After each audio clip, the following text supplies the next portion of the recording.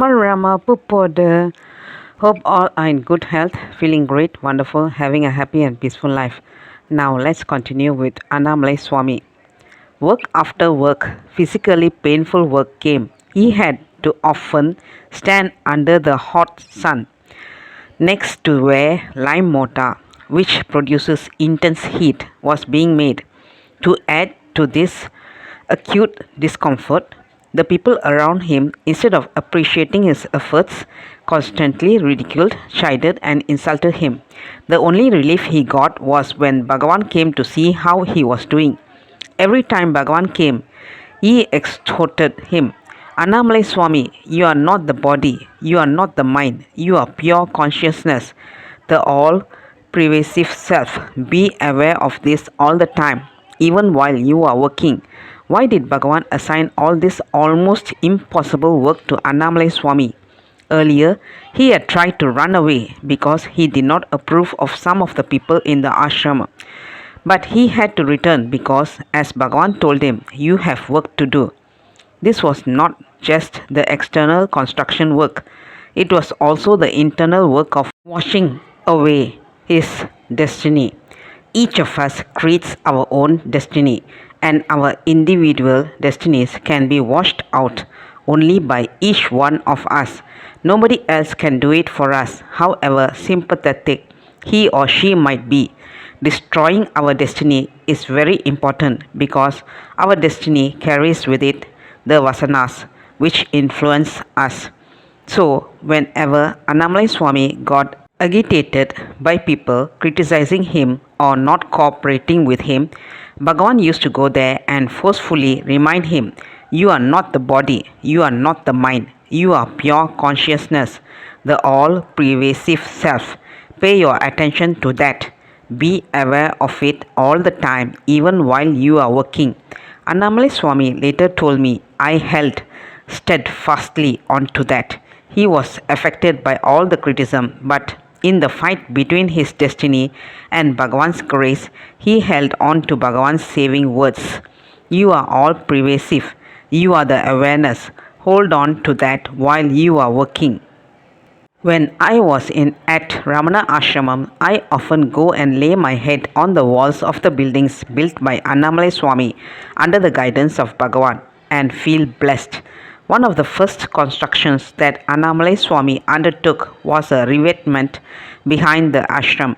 Bhagavan told him, build a wall and see that it is like the China wall. It is a long, wide stone wall built to prevent the floods from the hill coming into the ashramam. When that was done, Bhagavan told him, go and construct the storeroom. You should go and see all these places, the cowshed, Bhagavan's bathroom, Vali the deer's samadhi, Jackie the dog's samadhi, the huge old dining hall, the kitchen, the Veda Padashala, the stone steps to the ashramam tank, Major Chatwik's room, and finally the ashram dispensary. Many have asked me, how is it that all these were built without cement? How were they built? And they found it impossible to believe when I replied, a simple, uneducated man from a village built them. In the later years, when Annamalaiswami used to walk into the hall, Bhagavan used to humorously say, when you walk in, it is as if the buildings are walking towards me. Just imagine how much physical and mental pain Annamalaiswami must have suffered, standing in the sun and toiling away with everyone around, ridiculing, betraying and insulting him. But he just held on to Bhagavan's first Upadesa. You are not the body, you are not the mind, you are the self. So whatever destiny his body and mind had to undergo, he knew that Bhagavan was washing it away. Then, one day in 1938, after all this was built, Bhagavan looked at him and said, you are now a free man. All your karmas are finished. Annamalaiswami fell at Bhagavan's feet with tears of gratitude. Yogi Ramaya, another devotee, begged him, Bhagavan, Annamalaiswami had been working very hard and his health has been affected. Why do you not ask him to take rest? Bhagavan said, yes, I will do that. Not only did Bhagavan give him rest, he hugged Annamalaiswami, which he had never done to anyone before or afterwards, and put a full stop to his destiny. With the hug, he changed the entire life of Annamalaiswami from destiny to grace. Many years later, when I asked Annamalaiswami about this life-changing hug, this is what he told me. One day, I went to Bhagavan's bathroom to help him with his morning bath. Madhava Swami and I gave him his usual oil massage. When the bath was over, Madhava Swami asked Bhagavan, people who take ganja, lehiyam, and Ayurvedic medicine whose principal ingredient is marijuana, they experience some kind of ananda, bliss. What is the nature of that ananda? Is it the same ananda that scriptures speak of? Bhagavan replied that eating ganja is a very bad habit. Then, laughing loudly, he came over to me, hugged me, and exclaimed, Ananda, Ananda, Ananda, Ananda. This is how these people who eat ganja behave. It was not a brief hug. Madhava Swami told me later that he held me tightly for about 2 minutes. After the first few seconds, I completely lost all awareness of my body and the world. Initially, there was a feeling of happiness and bliss. This soon gave way to a state in which there were no feelings and no experiences. I did not lose consciousness. I just ceased to be aware of anything that was going on around me. I remained in the state for about 15 minutes. When I recovered my usual worldly consciousness, I was standing alone in the bathroom. Madhava Swami and Bhagavan had long since left for breakfast. I had not seen them open the door or leave, nor had I heard the breakfast bell. This experience completely changed my life. I knew that my working life at Ramana Ashramam had come to an end. I knew that from now on I would be living outside the ashramam and spending most of my time in meditation. The very next day, I told Bhagavan, please bless me, I am going to live in Palakuttu. Bhagavan then came close to Annamalaiswami and blessed him with a brief, light hug. The choice of the place in Palakuttu, the design of his cottage, what he was doing every day, what was happening, he reported everything to Bhagavan. Bhagavan visited him almost every day, guiding him spiritually. Then the time came when Bhagavan felt that Annamalaiswami should be established totally in the self. He advised Annamalaiswami, you are now established in your inner poise. There is no need for you to come to Ramana Ashramam, even for darshan. He added, do not move from your place in Palakuttu and go towards the road. You are free to walk on the hill. Once, when Annamalaiswami did not have any food, Bhagavan told him to go into the forest, cut leaves of a particular herb, make some gravy with it and eat it with the little rice, which was always provided for him. Bhagavan never instructed anyone to eat this or not eat this. For Annamalaiswami alone, everything was by his instruction. To many other devotees, including his brother, Bhagavan specified even which street to go and beg for food. For Annamalaiswami, he did not do this. Our scriptures say that there are two ways of living.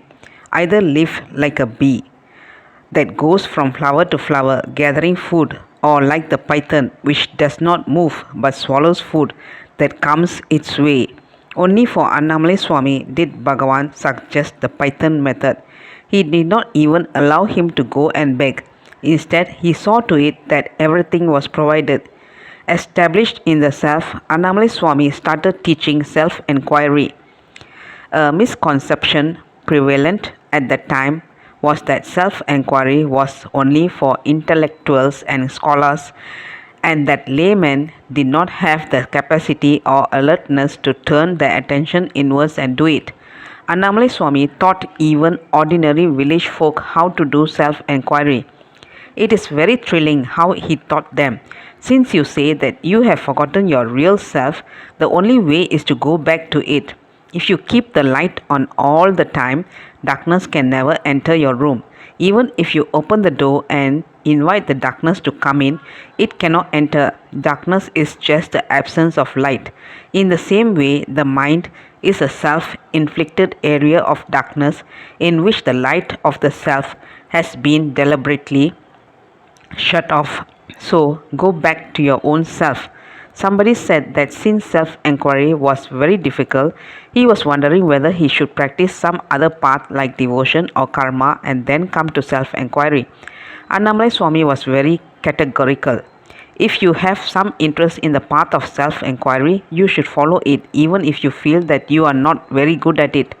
If you want to do self enquiry effectively and properly, you should stick to that method alone. Other methods may be good in their own right, but they are not good as preparations for self enquiry. If you are serious about becoming a good violin player, you take lessons from a good teacher and practice as much as you can. If you encounter some difficulties, you do not switch over to clarinet for a few months. You stay with your chosen instrument and keep practicing till you get it right. See the simple but vivid example he uses. The best preparation for self enquiry is the practice of self enquiry. Even now, there are villagers who, guided by Annamalaiswami, are practicing self-enquiry. When I was working in Ramana Ashramam, we used to go walking in the forest with Kunjuswami. Often, we would take a detour and step into Annamalaiswami's ashram and bask in his presence. He used to give us ginger tea, which too we enjoyed very much. Every time I went, I would prostrate to him. While getting up and I was still in the kneeling position, he would put his hand on my head, ruffle my hair, and then put his head on my head.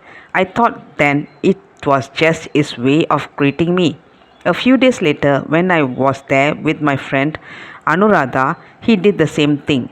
Anuradha asked him why he was ruffling my hair and putting his head against mine. He replied, in 1938, Venkatu's family was brought to Tiruvannamalai. This Ganesan, his second son, was just a toddler. He had a peculiar habit when he was taken to Bhagavan's hall. He would climb down from Bhagavan's sister's lap, crawl towards Bhagavan's sofa and try to climb up. Bhagavan's attendant, Krishna Swami, would stop him and place him back on Bhagavan's sister's lap, saying, do not try to establish any special family relationship here. One day, Bhagavan had sent Krishna Swami on some errand. This baby Ganesan very quickly crawled up to the sofa and climbed on it. To prevent him from falling off the sofa, Bhagavan pressed baby Ganesan down onto the sofa with his left leg and placing his right leg on his crown, ruffled his hair. My master's holy foot is there. Anuradha, I put my head not on Ganesan's head. I am putting my head on my master's holy feet. And Anuradha asked, please Swami, tell us some other story. Annamalaiswami said, no, today only Ganesan's story. He continued, when he was a 2-year-old baby, he was very chubby, like a ball of butter, and I was his vehicle. I carried him wherever I went, even when I was supervising construction work. In fact, if you go and see the old photo albums of the ashramam, in a few group photographs, you will see me holding baby Ganesan. He was in a mood to talk that day. I was very fond of this baby, not only because he was a baby, but because Bhagavan paid so much attention to him. When Ganesan was 6 years old, he was holding on to me one day when I was supervising the construction of the dispensary. That day, Bhagavan came and sat on a big rock nearby. Ganesan ran up to Bhagavan and sat leaning on his feet. Seeing this, my attendant, Vasana, came up. You see, all the attendants of Bhagavan had been instructed not to allow anyone touch Bhagavan's body.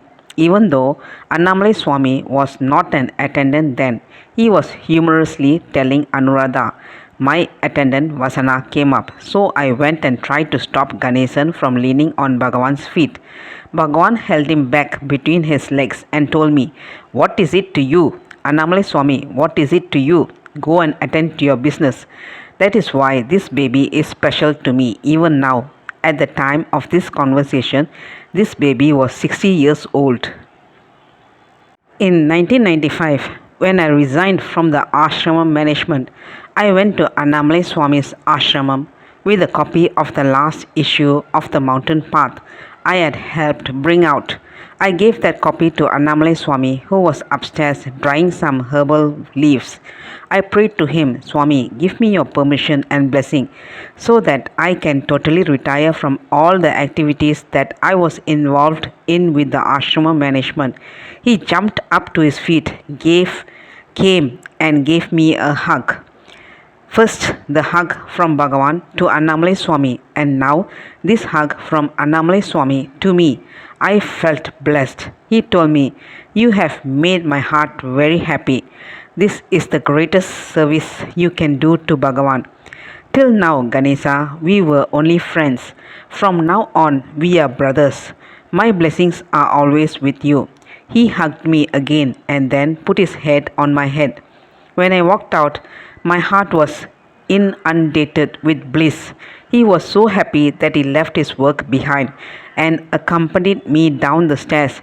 He presented me with a few saplings of a herbal plant called Iruvachi Baumnia tomentosa, saying, Bhagavan showed me this herbal plant in the forest and told me to pluck its flowers and leaves, mix it up with rice and eat it. I have been doing it since then. Now, as prasad, I am giving these 4 or 5 plants to you.